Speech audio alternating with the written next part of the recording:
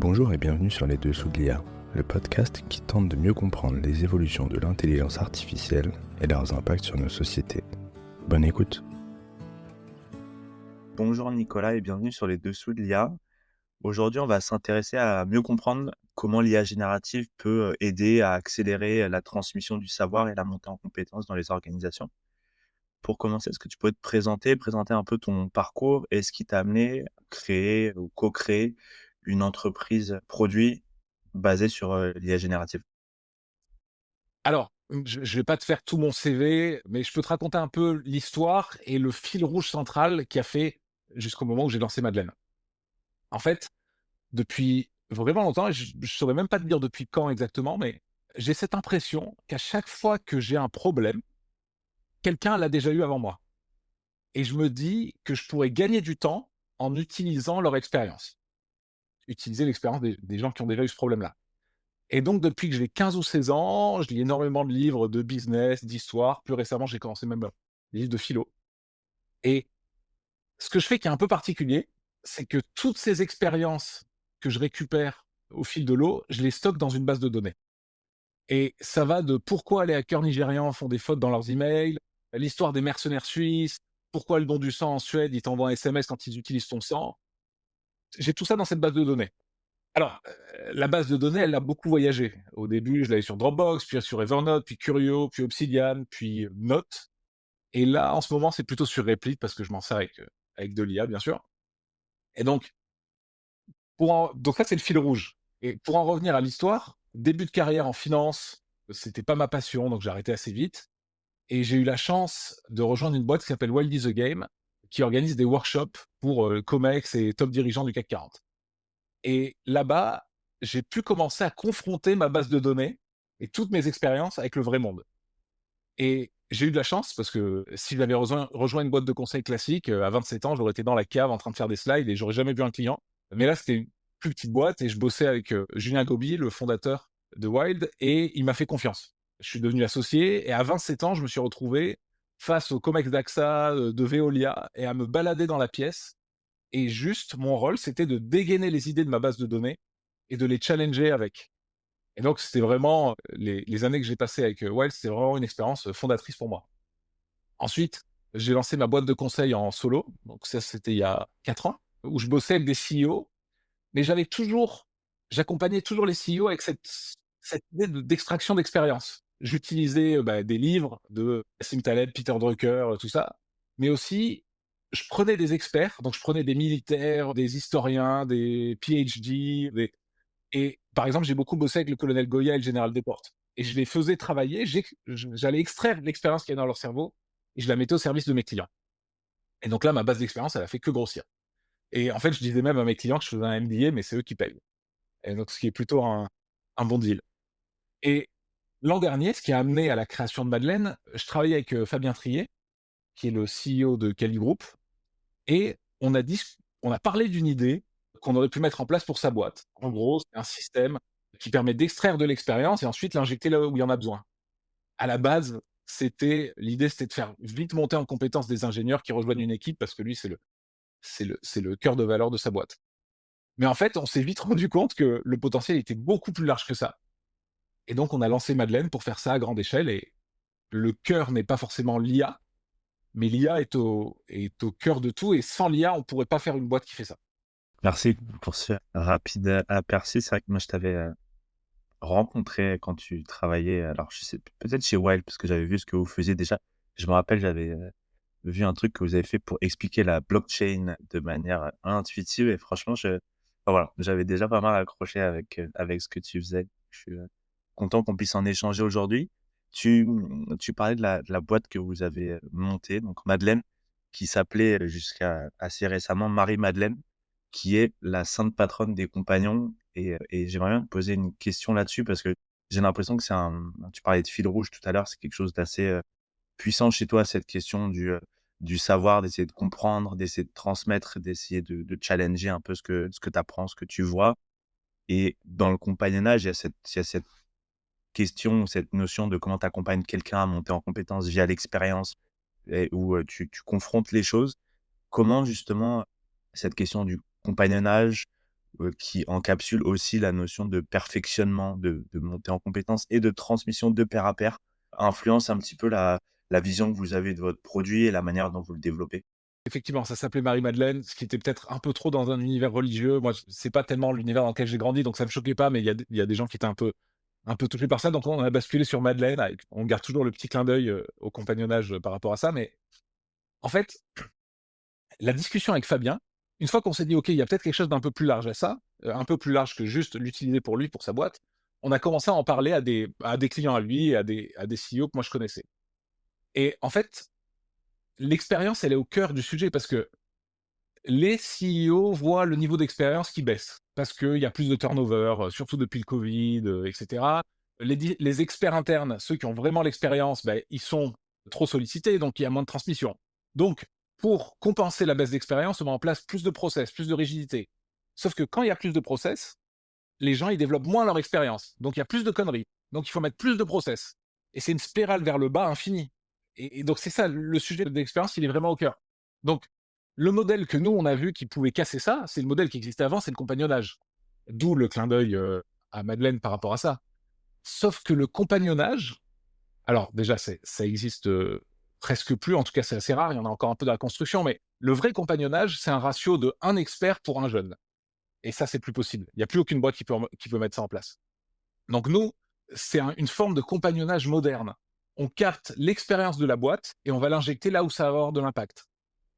Par exemple, pour aider les boîtes à gagner des appels d'offres en allant chercher dans toute leur expérience interne quel est le bon angle. Donc c'est une forme de compagnonnage, mais c'est plus un pour un, c'est tous les experts pour tous les jeunes et même les experts pour eux-mêmes. J'aimerais bien qu'on rentre un petit peu dans la technique, un petit peu tu parlais d'être dans la soude tout à l'heure. Moi, en tout cas, ce que j'ai compris de ce que vous faisiez, comme ça tu me diras si j'ai compris ou pas, c'est que vous créez une sorte de jumeau numérique des experts, des sachants, en injectant dans un LLM leur expertise, leur expérience. Déjà, est-ce que tu pourrais donner ta définition de expertise vs expérience, parce que c'est quand même un petit peu différent, et aussi peut-être en préciser comment vous faites concrètement pour capter ce vécu des experts, ce qu'ils ont à transmettre.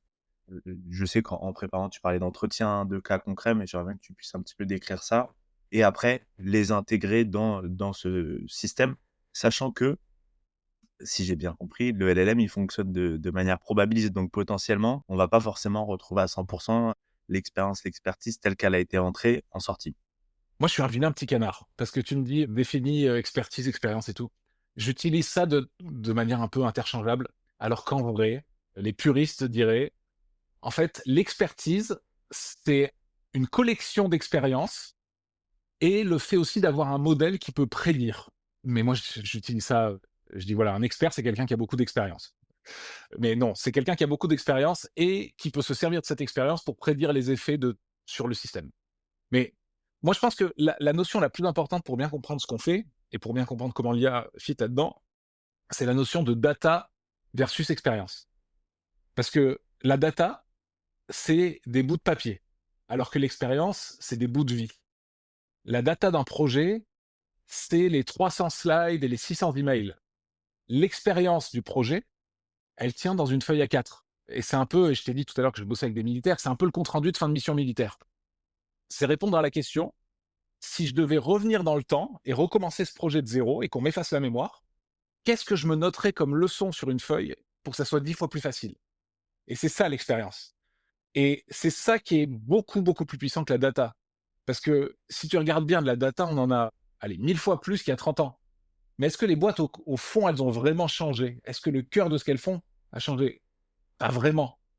Alors que si tu demandes à n'importe quel CEO, si dans ta boîte, les équipes, elles avaient accès à 10 fois plus d'expérience, si quand tu fais une propale, tu avais les échecs et les succès des 1000 propales précédentes, si quand tu vas travailler sur le compte d'un client, c'est comme si tu l'avais déjà fait 100 fois, si quand tu prends une décision majeure de réorg ou tu avais l'historique des 100 décisions similaires de ta boîte ou même de l'extérieur, ça changerait tout. Et le problème avec l'expérience et avec l'expertise, parce que j'utilise un peu de la même manière, le problème, c'est que c'est une matière première qui est hyper puissante, mais qui est instable et inflammable presque. C'est très dur de la capter parce que les gens y résistent. Et même quand ils résistent pas, si tu parce que ça, j'en ai fait beaucoup ces derniers mois. Quand tu parles à un expert de pourquoi est-ce que c'est un expert et pourquoi est-ce qu'il réussit, il va te dire un truc pas faux, et alors parfois faux, il va pas le faire consciemment, mais il se rend même pas compte, en fait. Donc c'est dur de l'extraire. C'est dur de la stocker et c'est pour ça que tu as déjà été impliqué dans des projets comme ça, j'en suis sûr, mais tous les projets de base de connaissances internes, ils se plantent et c'est dur de s'en servir, même si tu as réussi à la stocker, à la capter. Et nous, c'est ces 3 problèmes-là sur lesquels on a travaillé, c'est ces 3 problèmes-là qu'on a réussi à craquer. Et c'est pour ça que les clients à qui on parlait au début avec Fabien, ils disaient tous: «Ce que vous voulez faire, on pense que c'est impossible. Mais si vous y arrivez, on va l'acheter direct». Et ça, c'est la meilleure phrase à entendre quand tu lances une boîte, c'est de te dire: «OK, c'est impossible, mais si vous y arrivez, je vous le prends direct». Donc voilà pour l'intro sur ça. Pour répondre concrètement à ta question de comment on capte l'expérience.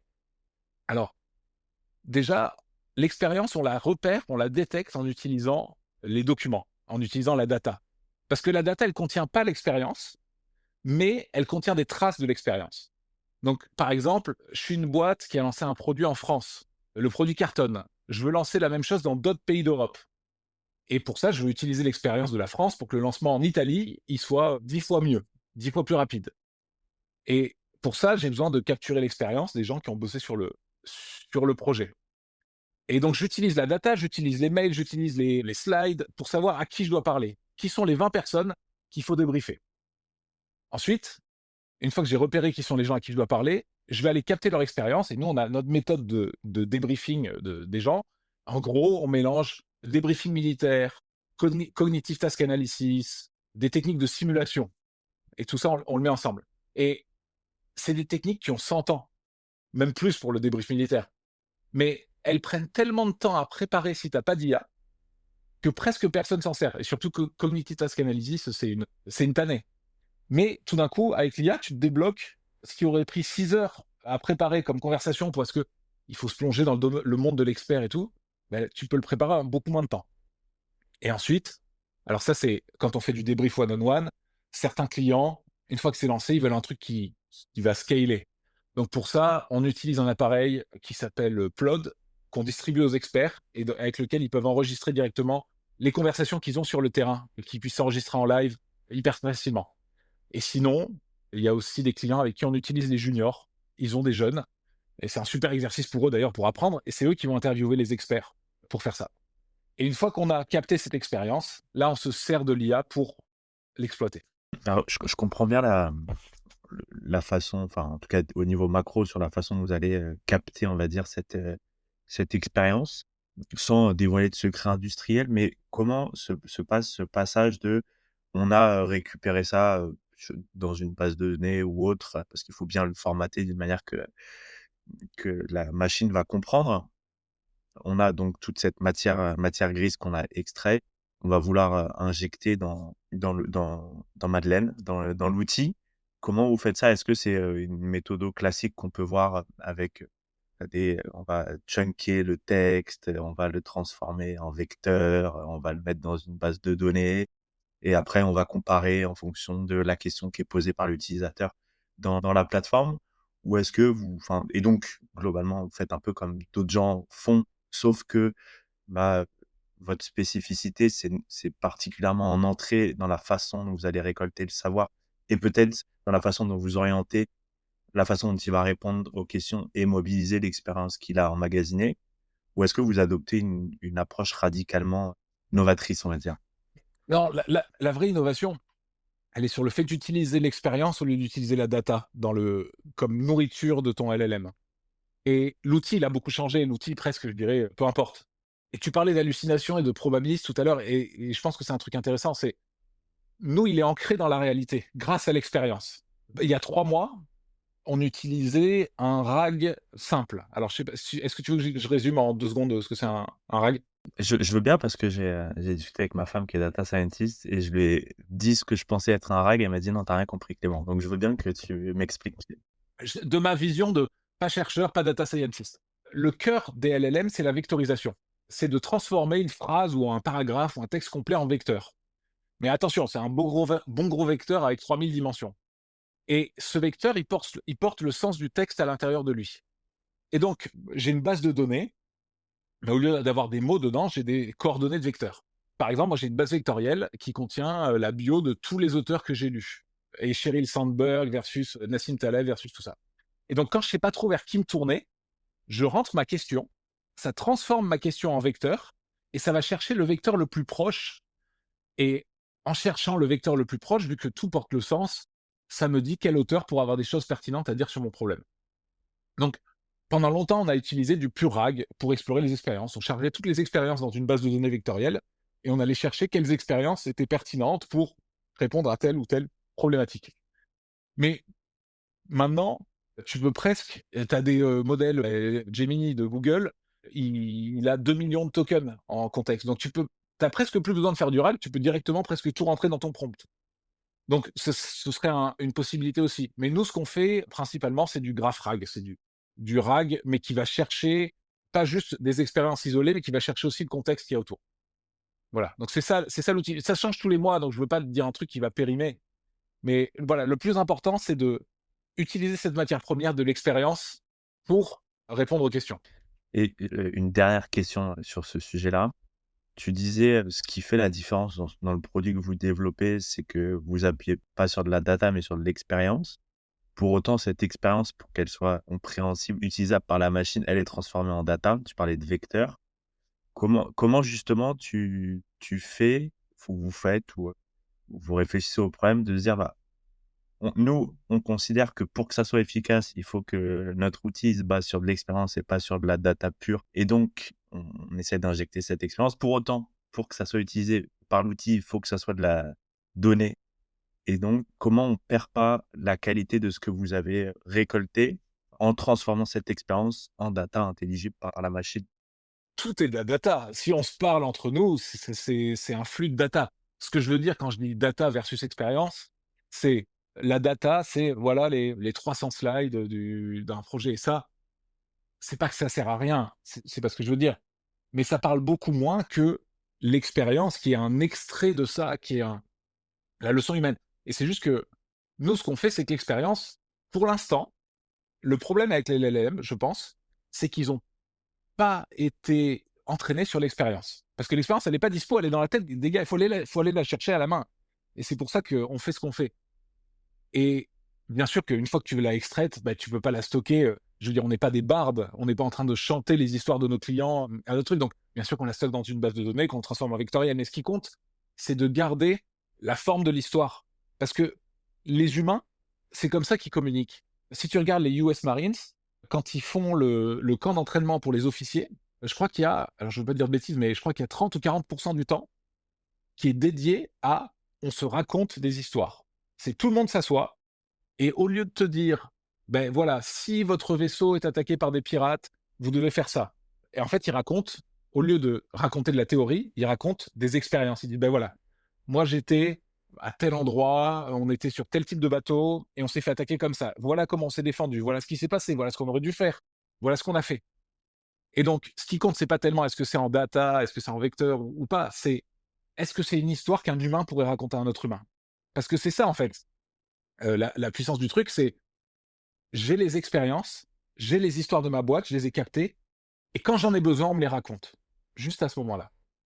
Tu me disais dans notre échange là avant l'entretien que, bah, toi en tout cas tu préconisais plutôt l'utilisation de l'IA seulement pour des décisions importantes que tu appelles les décisions à 1 000 000 € et que tu as l'impression qu'en tout cas on utilise un peu l'IA pour tout et pour rien et que ça peut ralentir ou être contre-productif. Est-ce que tu pourrais préciser un peu ce que tu mets derrière ça et en quoi selon toi, bah, on a tendance peut-être à utiliser l'IA pour les mauvais sujets ou des mauvaises décisions et que ça peut, d'une certaine manière, accélérer un peu le fait d'aller dans le mur ou faire perdre du temps ou de l'énergie plutôt que de se focaliser sur, là où l'IA peut apporter vraiment de la valeur, en fait?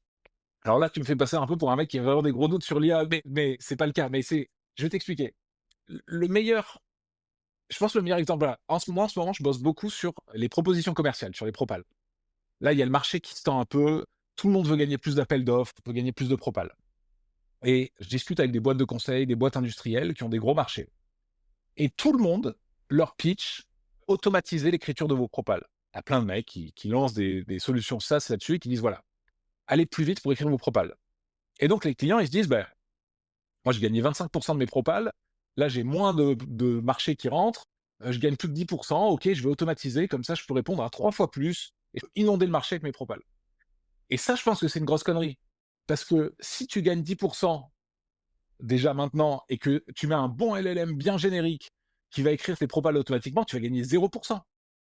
Et ce qui m'énerve encore plus là-dessus, c'est que c'est une situation débile. Parce que toi, tu écris ta propale avec une IA, ton client, il la lit avec une IA, dans 6 mois, il va te dire: «OK, ben, envoie-moi le prompt, hein, parce que là, on dépense des tokens pour rien». Donc moi, mon approche, c'est je pense qu'il faut faire l'inverse. Il faut pas automatiser avec une IA pour accélérer, il faut ralentir. Moi, ce que je fais, c'est on utilise l'IA pour fouiller dans tes expériences, pour trouver l'angle gagnant, l'angle fort de la propale.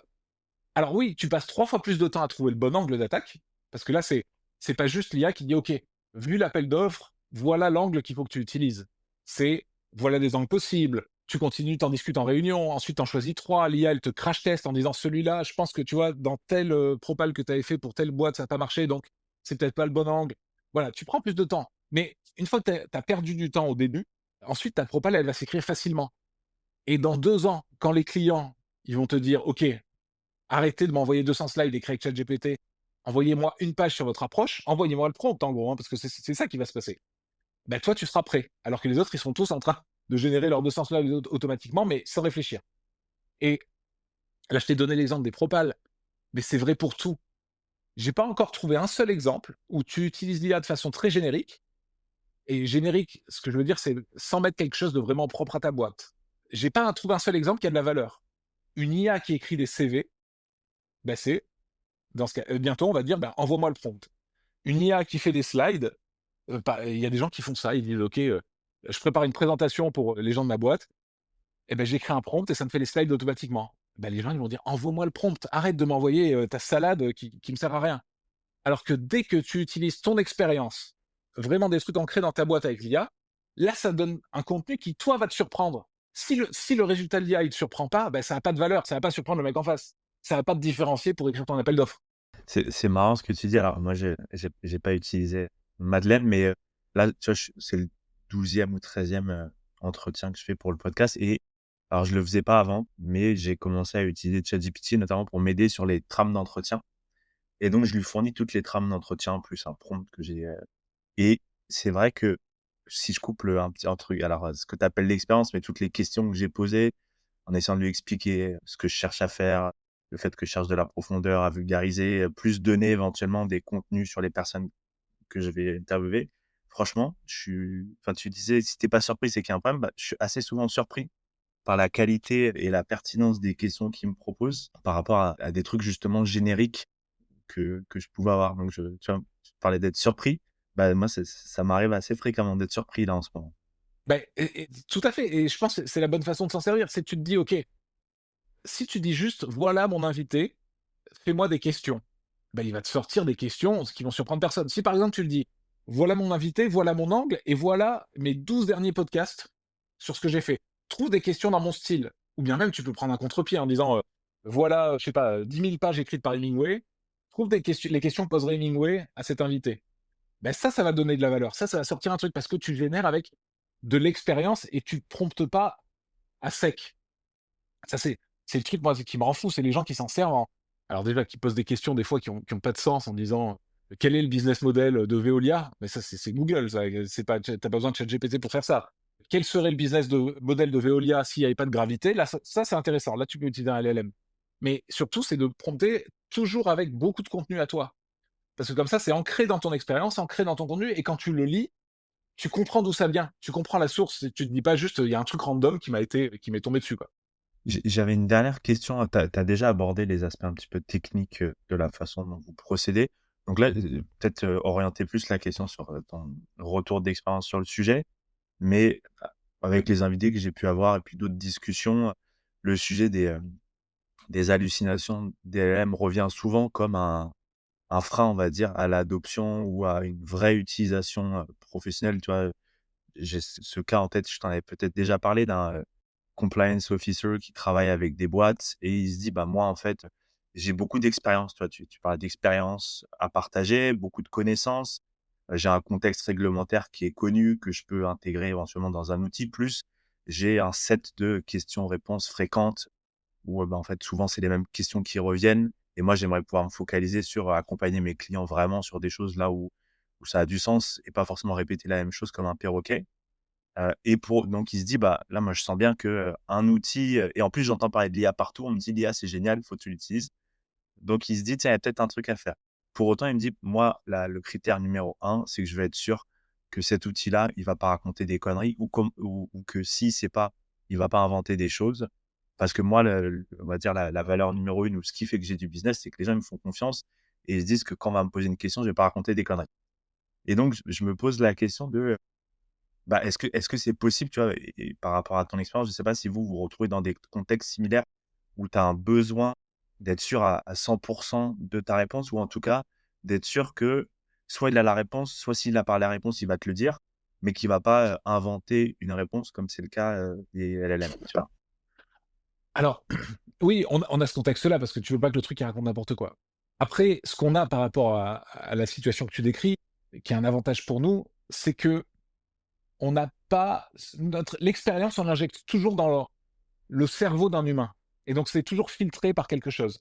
Donc s'il y a une énorme bêtise, l'humain va s'en rendre compte et donc ça va aller. Mais moi, je trouve que ce problème des hallucinations, si tu regardes ChatGPT 3.5, effectivement, il racontait n'importe quoi. Et il inventait, tout ça. Déjà, c'est quand même beaucoup moins le cas maintenant. Et quand tu ancres tes questions, ton travail avec des grosses bases de données d'expérience, avec du RAG ou avec du GraphRag, ou juste en mettant vraiment beaucoup de documents dans le contexte, il va aller chercher dans ce que tu lui as donné. Et il va te citer ce que tu lui as donné. Parce que tu peux le forcer à ça. Même pour les gens qui veulent faire un truc simple, tu utilises Notebook LM, et là, non seulement il répond à tes questions en utilisant les documents, mais en plus il te cite quel passage du document il a utilisé pour répondre à la question. Donc, moi, ce problème des hallucinations, je sais que c'est un gros truc, les gens en parlent beaucoup, mais je le j'ai peu de problèmes avec ça, en fait. Du moment que tu ancres avec ton contenu, ton contexte et tout ça, des hallucinations, il y en a très peu parce qu'en fait, tu lui demandes pas, invente la réponse. Ou là, effectivement, il peut avoir des hallucinations. Moi, je m'en sers plus comme d'un assistant à qui je dis: «Tiens, voilà, 700 pages de contenu, va me trouver l'information qui correspond le mieux à ça». Et là, il va te le trouver et il hallucine pas parce qu'il va te la chercher. Après, il y a aussi des façons de prompter en disant: «OK, si tu utilises seulement ce que je t'ai donné» et tout ça, mais moi, les hallucinations, c'est pas ce qui me fait peur. Tu disais comment ça a transformé l'expérience, l'expertise, justement une question un peu plus, sur l'usage de l'outil. Je sais que vous avez plusieurs cas d'usage. Tu disais par exemple, hein, on a envie d'avoir accès, tu parlais de ton associé là qui est CEO d'une boîte. On a envie d'avoir potentiellement accès à notre CEO plus facilement, avoir accès à son expertise, à sa façon de réfléchir, de penser et de se dire, bah, comment lui il répondra à telle question sans avoir forcément à le solliciter. Mais on peut aussi, en tant qu'expert, injecter son expérience et donc avoir une copie de soi-même d'une certaine façon. Comment ça impacte un petit peu les pratiques de travail et quelles sont, aujourd'hui, alors vous avez commencé à bosser avec des clients, un petit peu les transformations, les impacts sur les organisations que vous observez? Déjà, tout à l'heure, tu parlais de créer des jumeaux numériques et tout ça. C'est pas le but, parce que déjà, ça serait très compliqué et en plus, ça pose plein de problèmes, éthiques même. Et alors, je te dis ça parce qu'au début, on présentait un peu ça comme ça. On parlait d'extraction de cerveau. On va extraire les cerveaux et les mettre à disposition. Et je peux te dire qu'on s'est fait jeter de réunions quelquefois parce que les gens, ça leur fait très peur. Ils se disent: «S'il y a une copie de moi qui existe quelque part, ils vont me virer». Donc nous, on fait pas ça. Ce qu'on fait, c'est qu'on travaille dans une direction pour un cas donné. Par exemple, je peux pas faire une copie de ton boss qui réagirait comme réagirait ton boss sur tous les problèmes. Par contre, je peux faire une copie de ton boss, une IA, nourrie par les expériences de ton boss qui te donne des conseils sur tes problèmes de recrutement. Tu vois? Parce que ça, c'est un domaine délimité, donc on peut aller chercher plein d'expériences là-dessus et le faire réagir à peu près comme réagirait ton boss. Et donc, avoir une copie de ton boss, de ta CEO, de peu importe, c'est fou. Parce que non seulement tu as les bons conseils que la personne te donnerait, mais en plus, et c'est ça qu'on voit quand même qui est hyper intéressant, c'est que tu as aucune gêne à demander. C'est facile de poser la question. Et en plus, c'est facile de décrire la situation en détail. Tu peux pas demander à la CEO de ta boîte de lui dire: «OK, assis-toi avec moi pendant 3 heures et je vais t'expliquer tout l'historique du problème et on va lire ensemble tous les documents, tous les emails et tout pour que tu me répondes vraiment ancré dans ma situation». Mais par contre, tu peux le faire quand c'est une copie numérique. L'IA, elle est patiente, elle t'écoute. Et elle peut processer tes 300 pages de documents en 20 secondes en plus. Donc, ça a un gros impact et presque, je dirais que c'est mieux que d'avoir ton boss en vrai. En tout cas, c'est un usage différent. Et alors attention, je précise que ça pousse personne à virer ton boss réel. Au contraire, les experts qu'on utilise pour modéliser, pour capter l'expérience, les gens se rendent compte qu'ils ont encore plus de valeur pour la boîte qu'avant. Et donc, personne ne va les virer. Voilà, je dis ça pour rassurer, c'est mon disclaimer de personne n'a été viré. Grâce à nous, au contraire. L'expérience qui parfois n'était pas valorisée, parce que l'expérience, c'est la matière première la plus sous-exploitée dans les boîtes. Mais parce que parfois, elle n'est pas visible. Comme on ne peut pas la capter, on ne peut pas la stocker, on ne peut pas l'injecter, les gens, ils se disent, bon, bah oui, il est là, bah oui, lui, ça fait longtemps qu'il est là, bah c'est vrai que tout le monde va le voir pour machin. Mais quand explicitement tu extrais, tu dis, voilà, ce mec-là, il a énormément de valeur, il a énormément d'historique. Sans lui, on aurait beaucoup de problèmes. Tiens, on va capter son expérience pour le démultiplier. Ben, ce mec-là, c'est vraiment, il est encore plus valorisé qu'avant. C'est une question qui me vient en t'écoutant. Comment vous faites? Parce que j'imagine que tu donnais l'exemple du, du CEO sur l'aspect RH où tu as entre guillemets une sorte de monde un peu fermé où bah, tu lui as pas demandé de tout connaître, mais juste comment répondrait telle personne sur tel sujet bien précis, bien délimité. Et comment vous faites pour faire apprendre entre guillemets l'outil ou en tout cas l'améliorer? Est-ce qu'il y a une sorte de feedback loop que vous avez avec l'expert où, il va dire: «Bah, en fait, non, j'aurais pas répondu comme ça» ou «J'aurais plutôt répondu comme ça», pour justement l'affiner au fil du temps et faire en sorte qu'il soit encore plus, proche de ce que répondrait vraiment la personne? Ou vous le faites pas? Oui, alors carrément. Mais en fait, même le système est monté pour ça. C'est-à-dire que au début, ce qu'on faisait, c'est qu'on faisait des simulations de cas inventés. Et donc on disait, OK, face à cette situation-là, comment tu réagirais? Ah, tu réagirais comme ça, OK. On le fait 50 fois et ensuite on commence à le tester avec des cas réels et on ajuste, on compare la réponse de l'IA et la réponse de l'expert et on ajuste. Mais là, maintenant, de plus en plus, ce qu'on fait, c'est de présenter aux experts des cas réels. C'est-à-dire de dire, tiens, il y a une propale en cours en ce moment pour telle boîte, voilà la situation, qu'est-ce que tu nous dis sur cette situation-là? Et le fait de faire ça, déjà, ça fait que la réponse de l'expert est toujours la bonne et quand tu la stockes, elle est toujours très précise parce que c'est sur un cas réel. Et aussi, ça donne plus aux gens envie de donner leur expérience partagée parce qu'ils savent qu'ils le partagent, ils savent pourquoi ils le font. Ils savent pourquoi ils sont en train de te parler, en train de te raconter leur expérience. C'est pour la propale qui est en cours et qui va aider tel et tel collègue. Justement, en parlant de propal, tu en as parlé tout à l'heure dans la façon dont vous travaillez. Alors, on précisera, mais quand on pose une question justement sur les propals, l'approche que vous avez, c'est pas juste de répondre d'apporter une réponse monolithique, mais plutôt travailler sur des scénarios, proposer des approches qui vont être creusées. Et enfin, moi, ce que j'ai compris là, de nos échanges aussi, il y a un des enjeux dans la montée en compétence, c'est que bah, la personne, on lui donne pas une décision ou quelque chose de prémâché, mais on lui permet de, en fonction de son expérience, de ses connaissances, de ses compétences, de choisir ou de challenger un scénario qui lui serait proposé. Et enfin, c'est quelque chose d'un petit peu de cyclique où on va mettre ce qu'on pense, la machine va nous challenger. Comment ça se différencie selon toi de l'approche plus classique des LLM? Et j'en profite parce que tu en as parlé tout à l'heure et c'est aussi pour ça que je te connaissais de cette, question de la cellule rouge, hein, que j'aimais bien où justement tu mettais en place des personnes pour challenger des décisions, des réflexions et j'ai l'impression que c'est ce que vous avez essayé de faire aussi dans votre modèle et qui je trouve dans les LLM classiques quand tu les pousses un peu à essayer justement de te challenger sur des réflexions, c'est parfois enfin ça manque un petit peu d'intérêt je trouve parfois. Tu parles de cellules rouges. Je vais pas tirer la couverture à moi en disant voilà, j'ai inventé ci, j'ai inventé ça. Je vais parler un peu de la source, de l'origine de la cellule rouge plutôt, parce que ça parlera à plus de monde. Moi, le modèle de décision que je trouve sain, en 2025 en tout cas, c'est celui du brain trust de Pixar. L'idée, chez Pixar, c'était le leader d'un film. Donc, je suis en train de diriger Toy Story et j'ai un problème dans mon histoire. Mon histoire marche pas parce que j'avais prévu de faire comme ça, mais en fait, on n'arrive pas à faire le plan, on n'arrive pas. En tout cas, voilà, j'ai un problème, j'ai un bug dans mon film. Et ben, ils pouvaient convoquer les dirigeants de Pixar, tous les gens qui avaient le plus d'expérience, et leur poser des questions et recevoir leur avis et leur expérience pendant 2 heures. Mais à la fin, c'est pas parce qu'il y a le CEO de Pixar dans la pièce qui avait dit moi je pense que tu devrais faire ça que le gars devait repartir et faire ça. C'est lui qui prenait la décision et les conseils étaient que des conseils. Et moi, je trouve que ce modèle-là, c'est le bon modèle. Parce que, par exemple, on va prendre un autre exemple. Il y a un des trucs qu'on fait, c'est accompagner les commerciaux sur le développement de grands comptes.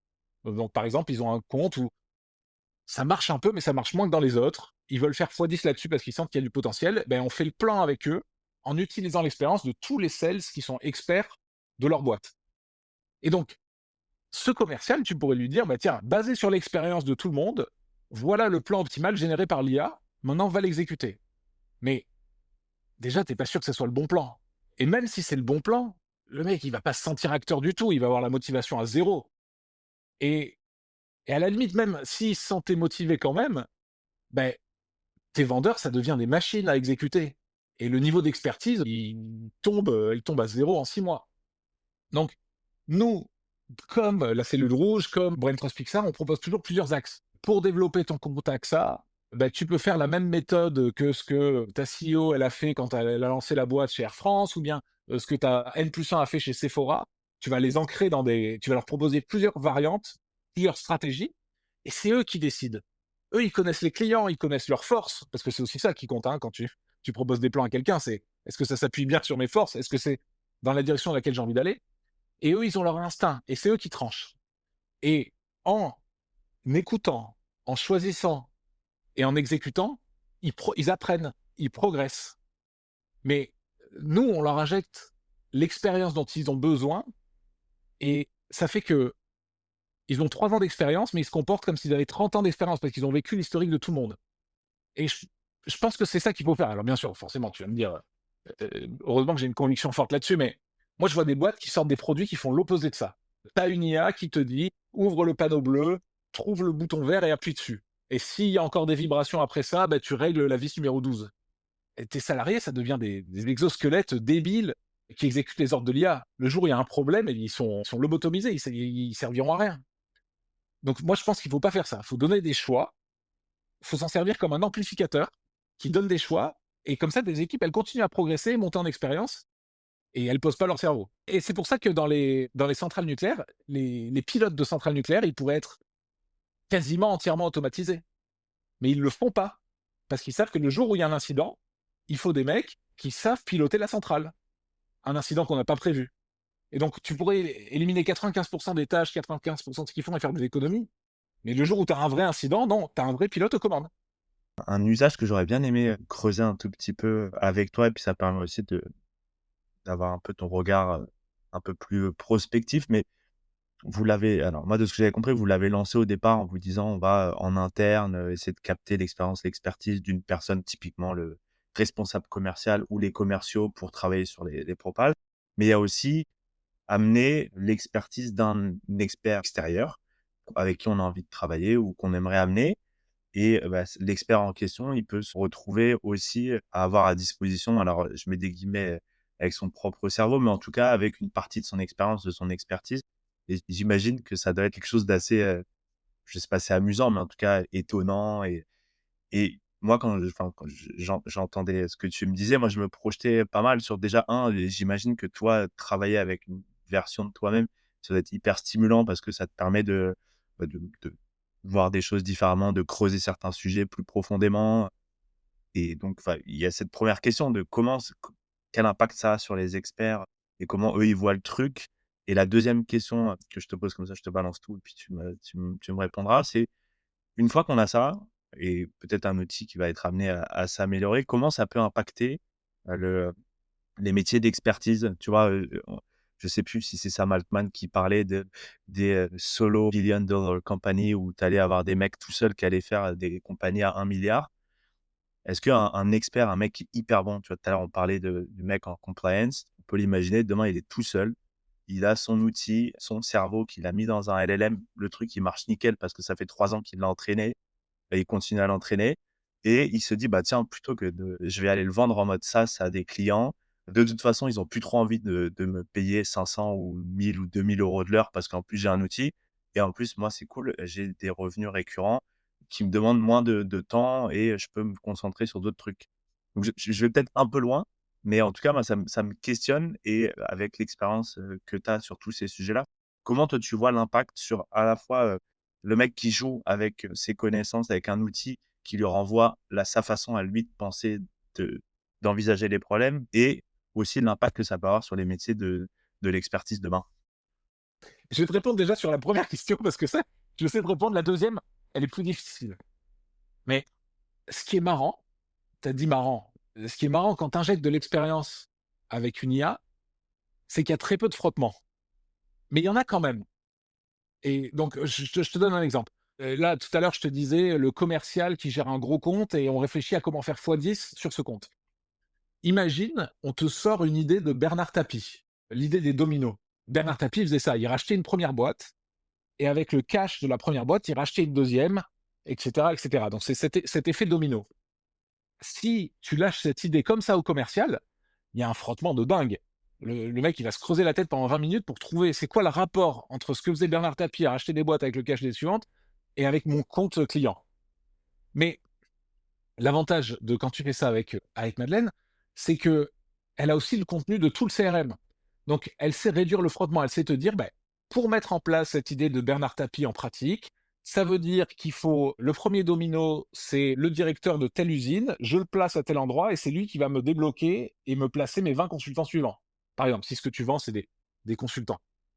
Et donc là, il y a moins de frottement. Parce que l'IA, elle a tout le contexte et tout, donc elle peut non seulement te donner l'expérience, mais ensuite te donner l'expérience dans ton contexte. Mais il y en a quand même un peu du frottement. Il faut quand même se placer, se dire, OK, Bernard Tapie, là, blablabla. Par contre, si tu es l'expert, si c'est ton propre expérience qui est dedans, par exemple, si tu rappelais cette notion à Bernard Tapie, eh ben lui, il l'avait vécu dans sa chair, donc il y a zéro frottement. Et c'est ça qui est fou. Donc quand les experts ils jouent avec leurs propres expériences, c'est là où il y a le truc le plus puissant parce que tu vois leurs yeux qui s'illuminent toutes les 10 secondes. Parce que instantanément, quand ils voient une expérience apparaître en réponse à un problème, ils la comprennent tout de suite. Et c'est comme si tu avais, au début, on avait pensé aussi à des idées de noms de boîtes là comme ça. C'est la pensine dans Harry Potter. Tu as tous tes souvenirs et tes expériences devant tes yeux, tu joues avec, tu les mélanges, tu fais des liens.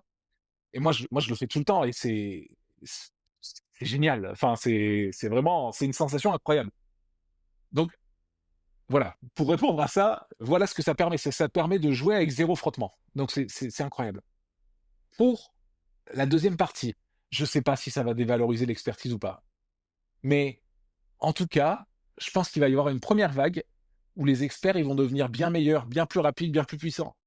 Parce que bah, voilà, avoir accès à un deuxième cerveau qui a toutes tes expériences et que tu peux utiliser instantanément, c'est enivrant comme sensation.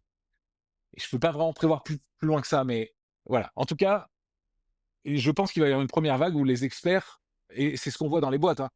Bien sûr que les juniors s'en servent, bien sûr que ça permet d'avoir de l'impact sur des trucs et tout, mais les gens qui peuvent jouer eux-mêmes avec leur propre expérience et l'expérience des gens qui sont venus avant eux. Parce que quand tu vas capter l'expérience, tu vas capter l'expérience des gens qui sont là, tu vas essayer de capter l'expérience avec un peu d'historique. Et donc les experts, quand ils ont accès à ça, ils se régalent. Encore plus que les juniors. Et j'avais une question, plus sur toi et ton processus d'apprentissage parce que alors, sauf si j'ai mal lu ton CV, mais je pense pas que tu sois un geek au départ ou tu as plutôt un profil, où tu as fait beaucoup de conseils même et tu t'es beaucoup auto-formé sur, les aspects techniques, sur l'IA générative.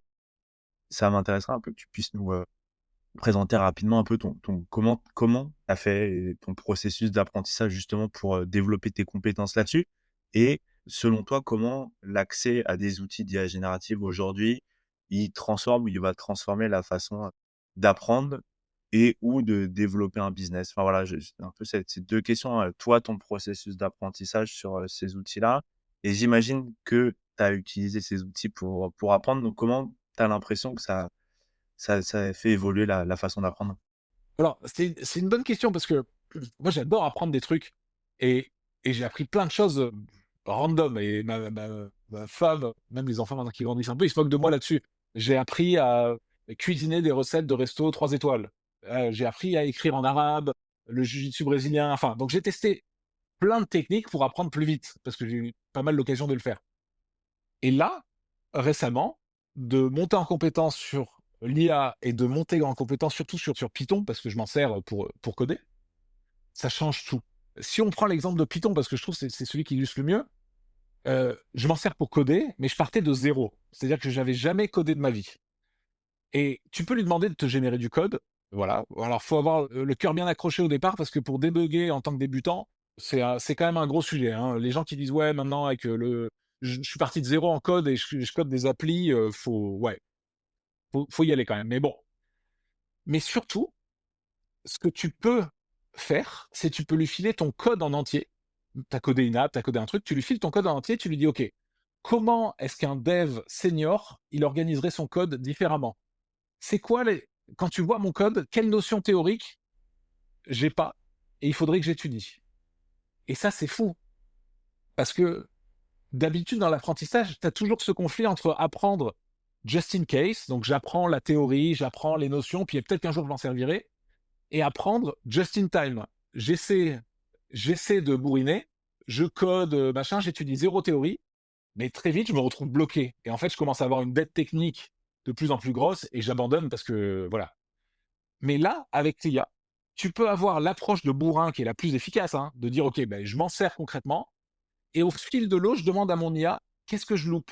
Quel point théorique je pourrais aller étudier pour me débloquer?" Et donc tu peux aller 3, 4 fois plus vite, je pense. OK, donc à la fois ouais, la pratique et la théorie, en même temps, en fait. C'est ça. Pour les gens qui aiment faire de la pratique et mettre de suite les mains dedans et tout ça, c'est dingue parce que tu te fais jamais rattraper par ta dette technique. Parce qu'il va te dire: «Ah bah tiens, oui, bah, tu as pas étudié la notion de classe. Donc étudier la notion de classe pour Python, voilà ce que ça donnerait par exemple dans ton code». Et donc, tu apprends beaucoup plus vite que si tu faisais, 6 mois de cours théoriques sur Python et qu'ensuite tu commences à coder. Et juste une précision parce que tu disais, tu donnes ton code et après il va t'aider à voir peut-être les notions qu'il faudrait que tu apprennes pour être capable de le débugger ou, comment un expert du sujet organiserait le code, ça veut dire que quand même au départ tu as du code? Est-ce que tu parti bille en tête où tu l'as dit: «Code-moi une app» et après il t'explique? Ou est-ce que toi enfin comment tu processé là? Bah, tu prends ton courage à 2 mains et tu lui dis: «Tiens, voilà ce que je voudrais faire en Python». OK, parce que tu sais que Python, c'est le langage de l'IA et tout, donc tu te lances là-dessus. Tu lui dis ça, lui, il te sort du code et là, tu te dis: «OK, mais en fait, qu'est-ce que je fais?» Donc j'installe VS Code, moi ensuite maintenant j'utilise Replit. OK, mais en fait, je sais pas ce que c'est le command shell, donc il t'explique tout, donc tu lui poses des milliards de questions, tu regardes un peu des tutos, tu te débrouilles jusqu'à avoir un code assez conséquent pour, là, avoir des questions un peu plus raffinées, de dire: «OK, cet outil-là, je m'en sers dans plusieurs bouts de code différents. Est-ce que je devrais le mettre en fonction, en classe, en tout ça?» Donc oui, mais au début, j'ai passé des semaines à m'arracher les cheveux sur, et ma femme est dev en plus, donc elle rigole beaucoup, mais sur le JSON et sur, tous ces tous ces trucs-là qui posent des problèmes. Mais quand même, l'IA, non seulement elle te le génère, mais en plus elle te fait réfléchir dessus, donc c'est beaucoup plus rapide que si j'avais fait du Python si j'avais appris Python il y a 5 ans. Et justement on parle d'expérience pas mal depuis tout à l'heure. Là, sur cette expérience précise, de Nicolas qui apprend à coder en Python avec une IA, avec l'expérience que tu as acquis et la façon dont tu as fait, si tu devais le refaire aujourd'hui, qu'est-ce que tu ferais différemment? Je pense que je pensais c'est comme quand tu as des enfants, je me souviens avant d'avoir eu, ma première. Maintenant j'en ai 3, donc j'ai du recul là-dessus. Je pensais que le truc difficile, c'était les choses techniques. C'était donner le bain, changer les couches et tout. Et ensuite j'ai compris qu'après la 4e couche, donc on regardait des vidéos YouTube avant avec ma femme sur: «OK, comment tu changes la couche et tout». Enfin, c'était surtout moi parce que ma femme, elle me disait, non mais ça je pense que c'est une connerie, mais bon. Et donc je Python, et en fait le vrai problème, c'est pas du tout ça. Parce que changer une couche, si tu as un problème, tu peux regarder longtemps. C'est plutôt comment tu gères, l'attitude, le rythme, tout ça. Mais et en Python, je pensais que le problème, c'était le code. Et en fait, souvent, mon expérience me dit que c'est pas le code, c'est comment tu l'implémentes en disant: «OK, l'interaction entre ah oui, mais Replit, il a pas toujours la même IP. Donc c'est ça, en fait, qui pose un problème, c'est pas le code». Donc ce que je ferai maintenant, et parce que les outils ont évolué aussi entre temps, c'est que j'utiliserai le modèle de Google qui te permet de regarder ton écran. Il voit ton écran en live et tu peux lui poser des questions à la voix. Parce qu'en fait, le problème, c'est pas tellement de code, c'est l'infrastructure qu'il y a autour du code. Ah ben oui, ça s'exécute pas parce que ton fichier, il s'appelle pas de la bonne façon.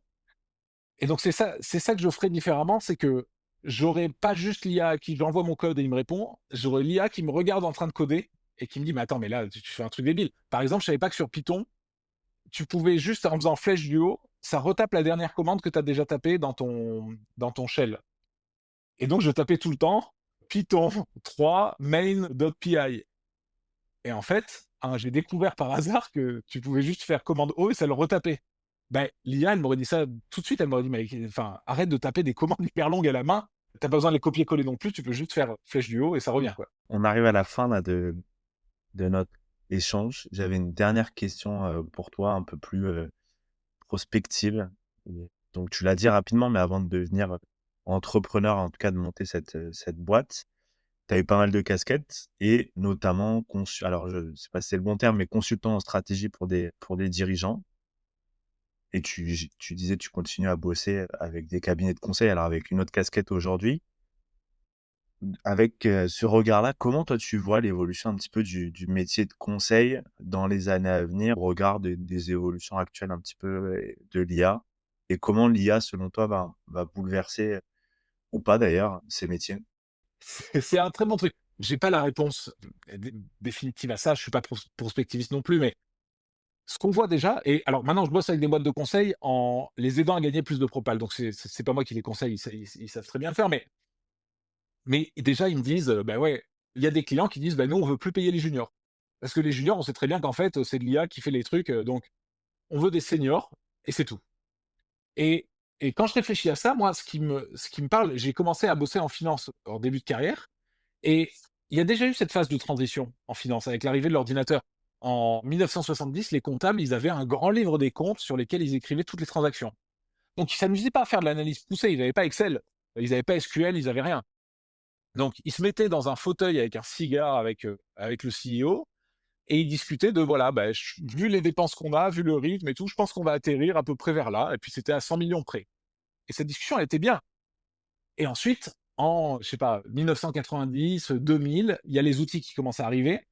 Et moi, quand je bossais, quand j'avais fait un moment un peu de contrôle de gestion, strat, pricing, machin, et on avait, pour chaque filiale, 1 million de chiffres par mois pour faire le plan sur 5 ans. Et donc, tu as un niveau de granularité qui est incroyable. Et les mecs, en 1970, ils auraient halluciné du niveau de précision. Tu prédis pas juste où est-ce qu'on va atterrir en résultat net, mais tu prévois tout le capex, tout très bien. Mais en vrai, la discussion, elle avait plus lieu. Ou en tout cas, elle avait lieu, mais elle était pas de bon niveau. Mais alors qu'on avait des millions de chiffres en plus. Parce que la quantité, dans notre époque actuelle, c'est un proxy de la qualité. C'est de dire: «Ah bah, attends, si j'ai énormément de chiffres, c'est que je tiens très, très bien mon business». Sauf que maintenant, on s'aperçoit que l'empereur est nu. La quantité, elle a plus de valeur parce que le LLM, il peut te faire ça en 2 secondes. Tu veux générer 1 million de chiffres, mais attends, tu veux en générer 1 milliard, mais il y a pas de problème. Et donc, je pense qu'on va revenir à la discussion. Revenir à cette discussion, on se met dans un fauteuil et on discute vraiment de où est-ce qu'on va atterrir en discutant des drivers business. Et je pense que ça va être pareil pour le conseil en stratégie. On va revenir à la discussion. Tous les benchmarks, toutes les analyses pas top qui ont été faites par des juniors, ben, les clients, ils vont plus y donner de la valeur. Ça va se faire automatiquement. Mais la discussion centrale, le truc de OK, c'est quoi vraiment le problème dans ton business? C'est quoi les solutions qu'on pourrait mettre concrètement? Ça va être ça le cœur de la valeur. Et j'ai vu que tu avais fait un podcast avec un spécialiste des échecs, et je pense pas mal à ça en termes de parallèle, mais je pense pas que l'humain va pouvoir battre l'IA. Dans 1 an ou 2, tu mets un humain face à une IA sur un problème de conseil en strat, je pense que l'humain, il va se faire exploser. Par contre, est-ce que le futur, c'est un humain qui pilote une IA? Et là, c'est un peu la situation, le jeu d'échecs en 2015. Le meilleur joueur du monde, c'était pas une IA, c'était pas un humain, c'était un humain qui pilotait une IA.